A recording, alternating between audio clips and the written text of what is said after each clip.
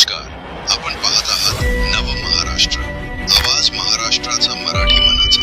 कृपया सर्वप्रथम आपण हा चॅनल सबस्क्राईब करा, लाईक करा आणि आपल्या मित्रांना शेअर करा. धन्यवाद. मरकड साहेबांनी एवढा मोठा निर्णय मागच्या वर्षी घेतला, पण वर्षभर झाले तो संघर्ष सुरू आहे. कशामुळं? फक्त आपल्यातल्या काही तुम्हाला सांगतो, या सेक्युलरवाल्या लोकांमुळे आज आपल्यामध्ये सगळी परिस्थिती निर्माण होते. आमच्यापर्यंत सुद्धा काही लोक त्यावेळेला आले, आम्हाला सांगितलं की तुम्ही असं करू नका. मी काय केलं बाबा? आम्ही तिथे नाही, ते दुकानात आता जुन्या काळापासून लागतात. मी लागत होती, आता लागणार नाही. लागत होती, आता लागणार नाही. कारण का नाही लागणार? त्यांची माय कस काय जनली या देवस्थानावर दावा ठोकायची. ही ताकद व्हायला नाही पाहिजे. ही ताकद होती फक्त आपल्या काही लोकांमध्ये. आपल्यातले काही लोक म्हणतात, जसं आज तुम्हाला सांगतो, आपला एखादा माणूस त्यांना सांगा की कुठं आजच्या देवस्थानाला न्यायचा, परवानगी सुद्धा भेटणार नाही आपल्याला. काय गरज आहे आपल्याला ते लोक ते घेऊन यायची? अहो, ज्यांच्यामध्ये परंपराच नाही की कपाळाला कुंकू लावायचं, कोणी अधिकार दिला त्याला इथं कुंकू विकायचा. त्यामुळे मरकड साहेब, तुम्ही जे केलं ते अत्यंत उत्तम केलेलं आहे. ज्याच्यामध्ये कपाळा कुंकू लावायचा अधिकार नाही, त्याला कुंकू लावण्याचं, दुकान सुद्धा लावण्याचा कुठलाही अधिकार नाही. जे प्रसाद खात नाहीत त्याला प्रसाद सुद्धा विकायचा अधिकार नाही. त्यामुळं मरकड साहेब, तुम्ही जे सांगितलं अत्यंत महत्वाचं आहे की जे लोक आंघोळ्या करत नाहीत त्यांनी दुकान लावायचं, त्याने आपल्याला प्रसाद द्यायचा, तोच प्रसाद आपण देवाकडे न्यायचा. तिथं आपण 2 पुडा फोडतो, त्यात 2 पेढे तरी ठेवतो, 2 काहीतरी रेवड्या असतील 2 रेवड्या तरी टाकतो, 2 गुडीशिवाय असतील 2 तरी टाकतो. आणि त्या कोणी दिल्यात? पारुशा माणसाने. एकदा मी असंच विचारलं, तुम्ही आंघोळ करत नाही, हम नहाने की गोली खाते. सागर भैया, वो गोली सिर्फ आपके पास है, वो एक ही बार खेला दे तुम, वापस उसको नहाने की जरूरत नहीं पड़ती. उसको गोली वो नहाने की जरूरत नहीं पड़ती, उसको एक ही बार नहला दे तू. किती बार? एक ही बार. एकच बार नाही, एक ही बार. अरे कोणत्या आंघोळीच्या गोळ्या आणतो, काय करतो? समजतं का देवस्थानचं पावित्र्य, कशाचं काय चाललंय? हे लोक तुम्हाला सांगतो अजिबात म्हणजे कुठल्याही प्रकारे आपल्याला देवस्थानापाशी ठेवता कामा नये. आणि ज्याला ठेवायचे असतील त्यांनी 4 देवस्थानचे उदाहरण दाखवावे त्यांच्या, की त्यांच्या देवस्थानच्या अधिकृत जे गाळे असतील, कारण 99% अनधिकृत असतं. जे अधिकृत असेल तिथं आपल्या एखाद्या हिंदू बांधवाला त्यांनी दुकान लावायला जागा दिली, दुकान दिलंय, कुठंच नाही, कुठंच नाही, एकाही ठिकाणी तुम्हाला सांगतो दिसणार नाही. म्हणून आपल्या लोकांनी सुद्धा ह्याचा विचार करण्याची आवश्यकता आहे. आज लोकांना वाटतं हे सगळं राजकारण. आता कोणत्या निवडणूक आहे? कोणत्या निवडणुका? आता 2-4 वर्षांतर निवडणूक आहेत. हे आम्ही निवडणूक करता आलेलो नाही कोणी. हे राजकारण सुद्धा आता तुम्हाला सांगतो की लोक आजचं लक्ष उद्या लक्षात ठेवत नाहीत. त्यामुळे आम्ही निवडणुकीला आलो नाही. आम्ही फक्त सांगतो की या भारतभूमीमध्ये, या महाराष्ट्रामध्ये ज्या छत्रपती शिवाजी महाराजांनी, ज्या धर्मवीर छत्रपती संभाजी महाराजांनी लढा उभा केलाय, त्याला आजही आपण कमी पडतोय. त्याच्याकरता जागृती निर्माण करता, त्याच्याकरता एकजूट करा. त्याच्यामध्ये आपल्या अंतर्गत छोट्या मोठ्या समाजांमध्ये आपले जे वादविवाद आहेत ते बाजूला ठेवा. आणि ज्या ज्या वेळेला असा प्रश्न उभा राहील त्यावेळेला आपण सर्वांनी हिंदू म्हणून प्रत्येक ठिकाणी उभा राहिलं पाहिजे, आलं पाहिजे. प्रत्येकाने त्याच्यामध्ये सहभागी झालं पाहिजे, ना की आम्हाला कुठतरी सर्वांना जातीवादी म्हणण्यामध्ये तुम्हाला सांगतो पुढाकार घेतला पाहिजे. त्यामुळे मी सांगितलं, आम्ही कुणी जातीवादी नाही. आम्ही सगळ्या समाजाला बरोबर घेऊन जाणारे आम्ही हिंदू कार्यकर्ते आहोत. त्यामुळे आम्ही कुठलाही जातीवाद केला नाही, तो कधीच पुढेही करणार नाही. आजचं उदाहरण पहा, ज्याचा आता महेश दादांनी उल्लेख केला. तो एक बोकड्या तिकडं युद्धामध्ये कुणी तो मारला, तिथालचा काय तो अध्यक्ष होता, पंतप्रधान होता. आता धरल्या गेला तर मारणाराचे युद्ध चालू झालेले आहे. आता ते काय फोनवर थोडी भांडण चालू, शिवीगाळ, तो रेकॉर्डिंग करतो, हे इकडून रेकॉर्डिंग करतो.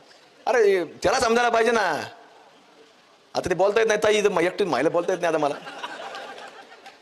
अरे युद्ध चालू झालेलं आहे, त्याला समजायला पाहिजे. एवढा मोठा जेव्हा पंतप्रधान असेल त्याला समजायला पाहिजे. तो सापडतोच कसा? हे मुळातच पैदाशी येत असतात, तुम्हाला सांगतो.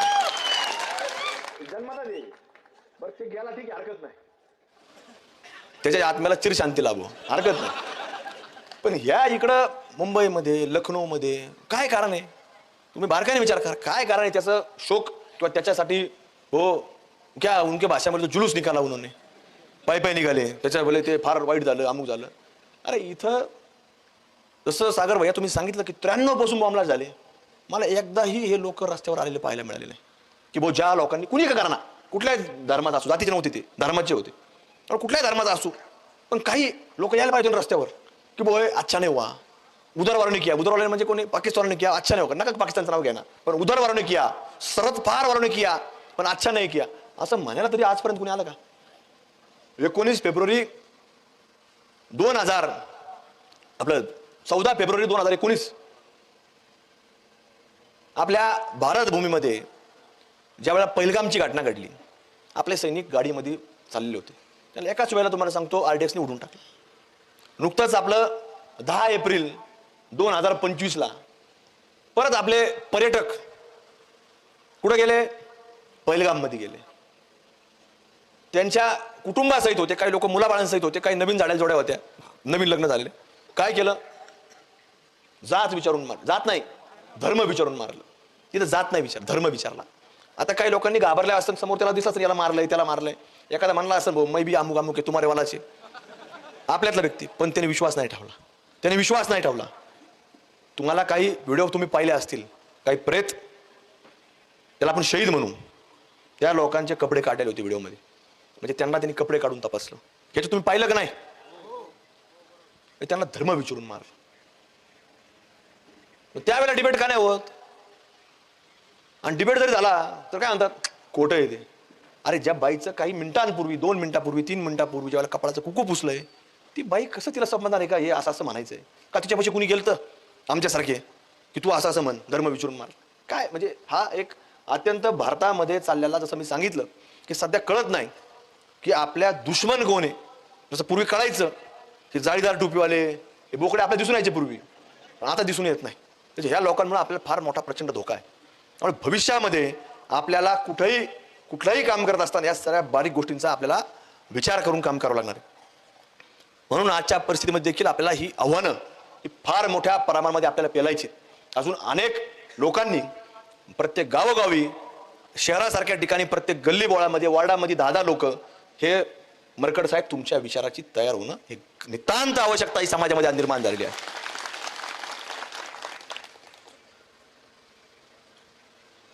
मागच्या वर्षी मला चांगलं आठवतं, आमच्या अहिल्यानगरमध्ये ते ईदगाह मैदान आहे, तिथं ईदच्या दिवशी सकाळची नमाज होती. एक असंच मध्ये उठलं. कोण उठलं? हा, आणि त्याने ते झेंडा काढला. ते टीव्हीवर दाखवत होते झेंडा काढला, ते आपल्याला काही झेंडा काही लक्षात नाही आला कोणता आहे. ते हिरवा असतं का लक्षात आहे बोकड्यांचं आहे, पण ते लक्षातच नाही आला. ते गुन्हा पेपरला आलं, ते फिलिस्तीनचा होता. आता मला सांगा तिकडं काय घडतं? यांना इथं झेंडा फडकवतात. आणि भारत देशामध्ये एवढ्या घटना घडतात, एवढे लोक आपले कधी दुष्काळात जातात, कधी पुरात जातात, कधी अतिवृष्टीमध्ये जातात, पण कधी कशाच तुम्हाला सांगतो यांना दुःख होत नाही. पण यांना जिथं यांचं म्हणजे मुस्लिम राष्ट्र आहेत त्या राष्ट्रांमध्ये जर पर्टिक्युलरली जर काही घडलं तर हे प्रखरतेने ती भूमिका रस्त्यावरून मांडण्याचं काम करतात. म्हणून आपल्या सुद्धा मंदिरांमध्ये ज्या ज्या वेळेला अशा काही घटना घडत असतील तर आपण सगळ्या गोष्टी बाजूला ठेवून, जसं याला ईदमध्ये जर समजतं, रमजानच्या महिन्यामध्ये जर त्याला ईदगाह मैदानावर तेव्हा खिशात जर झेंडा घालून आणता असा दुसऱ्या देशाचा, पण आजपर्यंत मला आठवत नाही की ईदमध्ये कुणी तिरंगा झेंडा फडकवला. कुणी शिवाजी महाराजांच्या बाबतीमध्ये तर कुणी बोललंय. एक तर ते उर्दू भाषेत बोलतात. आता काही काही लोकांचं मला आश्चर्य वाटतं, वाईट वाटतं की उठून सुटून ते राजकारण करत बसतात. कसं राजकारण करतात? हिंदी इथं चालणार नाही, हिंदी अमुक चालणार नाही. अरे तू पहिली बोल ना, ती उर्दू चालणार नाही, ती उर्दू बंद करा. उर्दूवर बोल. एकाही शाळेत उर्दू आम्ही शिकून देणार नाही, पण उर्दूवर कधी बोलणार नाही का? फक्त ते मतं पाहिजेत. त्यामुळे महेश दादांनी सांगितलं की काय सांगितलं महेश दादांनी की अजिबात मतं नको. महेश दादा मी स्वतःच सांगून टाकलेलं आहे, अजिबात देऊ नको, तुला मागायला येणार नाही. आणि आमचं जर एखादं असेल सेक्युलर आलं, ते आलं आमच्या वतीनं कधी तर आम्हाला सांग, त्याचं लगेच तुला सांगतो त्याची बी खतना करून पाठवून देऊ तुझ्याकडे. ते ठेवायलाच नको. तुम्हाला सांग, आपल्याने दिले तर ठीक, नाही दिलं तर चालूच ना काम. कुठं भाकरी काय मिळणार नाही काय? म्हणून आपल्या सर्वांनी बारकाईने विचार करणे गरजेचं आहे. आज कुठली निवडणूक नाही, तुम्हाला सांगतो, हा निवडणुकीचा अजेंडा नाही. हे गांभीर्याने घ्या, विचाराने घ्या. आणि प्रत्येकाने त्याचं अवलोकन करा. फक्त ऐकू नका. सभेला गेलो, सोशल मीडियावर टाकलं, ह्याच्यापुरतं मर्यादित राहू नका. हा विचार प्रत्येकाच्या मनामध्ये, हृदयाला स्पर्श केला पाहिजे, प्रत्येकाच्या डोक्यापर्यंत, शेवटच्या नसापर्यंत तो गेला पाहिजे. आणि जो पावली आपण कुठलाही कार्य करत असेल तर त्या प्रत्येक कार्यामध्ये आपला फक्त आणि फक्त हिंदू विचार हाच शेवटच्या माणसापर्यंत आपल्याला घेऊन जाण्याचं काम आपल्याला प्रत्येक कामामध्ये केलं.